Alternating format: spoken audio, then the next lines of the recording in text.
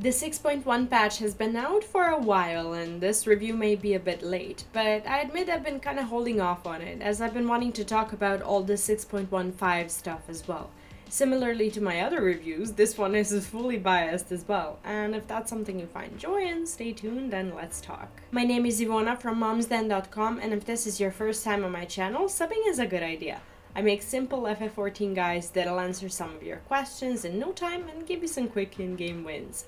I also live stream here on the channel and on Twitch, so if you're a fan of simple guides, awesome communities, in-game and other highlights, I'll see you around. The first big topic of the 6.1 is of course the MSQ.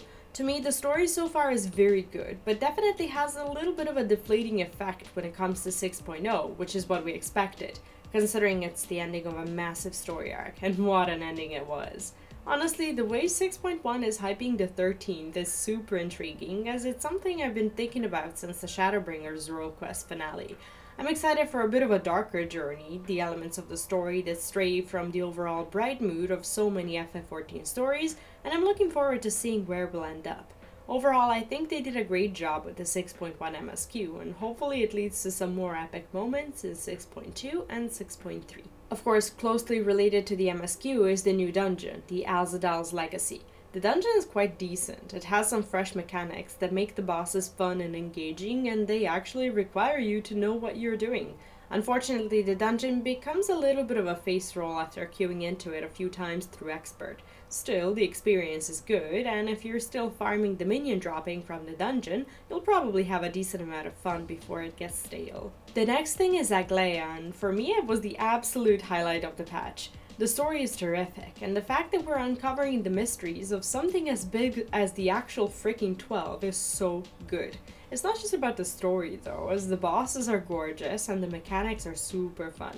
The raid has me excited for what's to come, and even though I've stopped queuing for it as I've gotten what I need for my jobs, card and minion collections, I'm looking forward to the story continuing and giving me the weekly run to look forward to. Next up is the Endwalker role quest finale, which is something not everyone may have done, so if this is a spoiler for you, it might be better to skip, although I won't be going over the story plot itself.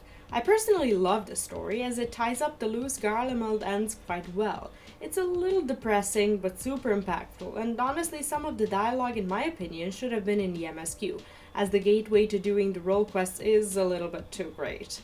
If you don't plan on doing the role quests, I went over them and published the entire playthrough on my channel, so you can check that out if you want to, as the story is definitely worth knowing. I'm personally not a huge fan of Garlemald, as I hate snow, and war stories make me really sad, but the zone and the quests in it are just too good to pass on. The Empyrean housing drama is one of the less bright features of 6.1, as people have mostly been unable to enjoy the content whatsoever.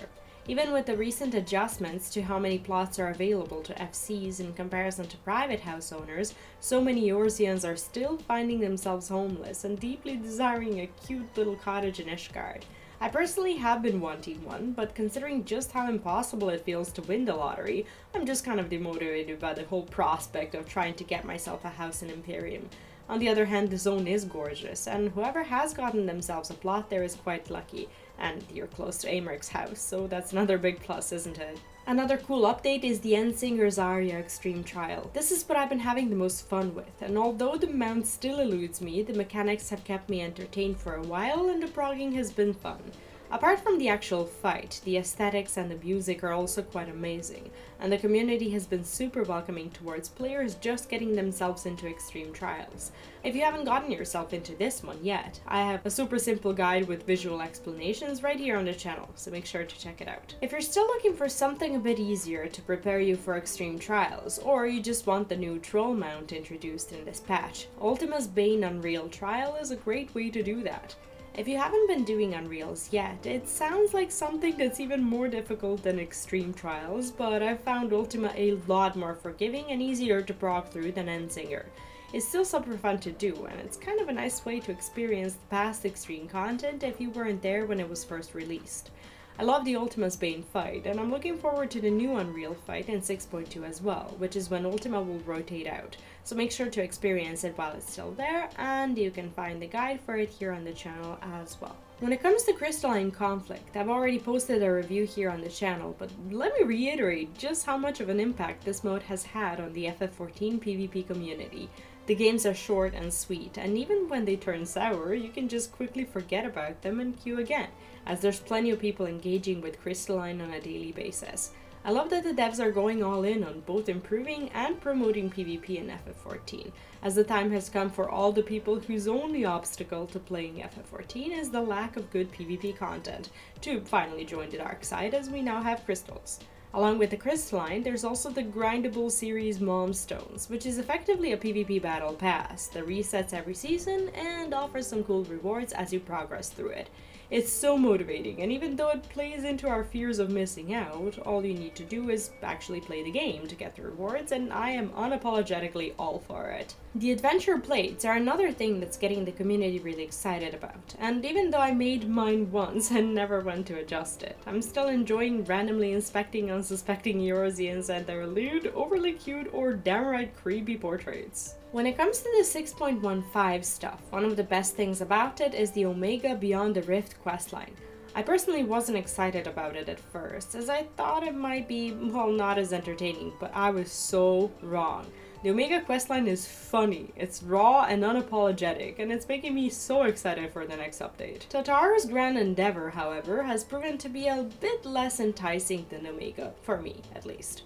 It's cute and all, but it has a bit of a slow start, and I'm hoping the plot picks up in the next patches. Overall, it's decent, and it fits quite well into the Endwalker mood, but the plot is definitely still in early stages, so I'll give it a chance to get developed further before I go and talk about it again. Hildebrand quests, however, never fail to deliver, and the continuation of the storyline is as good as you let your imagination envision it. I'm a bit concerned about the future of Hildy with the recent relic drama, as I disagree with Hildebrand being considered mandatory content, but I'm personally loving the story and I can't wait for the next patch update. Amelian's custom deliveries have been the highlight of the community for weeks now, especially with being able to put her in whatever garb your heart desires. Apart from the obviously amusing endgame reward, the custom delivery storyline is actually adorable, and I just love how we get to befriend Amelians and actually spend time with her, as according to age, she was probably supposed to be a closer friend to us than Athenode and Alice, just saying. Finally, our Kasodara and their tribal quests are one of the best things that happen to us when it comes to fun and endearing content. Yes, it's a daily quest grind, but the Hippo card mount is glorious, and the story itself is actually quite nice. Seeing the Kasodara plot being built and different things being added to it is so fun and rewarding, as I previously complained about how Thavnair felt sort of empty to me. There being another location for me to visit and interact with is quite cool, and if you haven't started on it yet, there's no time like the present, or whenever you next sub to the game. And that's pretty much it when it comes to the big updates. There are plenty of small changes that I didn't put in this video, but if you felt like I left something out that I should have talked about, or you want to share your own thoughts on the patch, let me know in the comments. If you'd like to support the channel, you can do so here as a YouTube channel member or over on Patreon. And if this video was in any way useful or entertaining to you and you'd like to leave a tip, you can do so through YouTube thanks just under this video. Thanks to everyone who's keeping the lights on, especially our alphas like Kathy Spear on YouTube memberships and Andyman and Elijah Baker over on Patreon. Have fun exploring the patch, and I'll see you in my next video. Bye bye.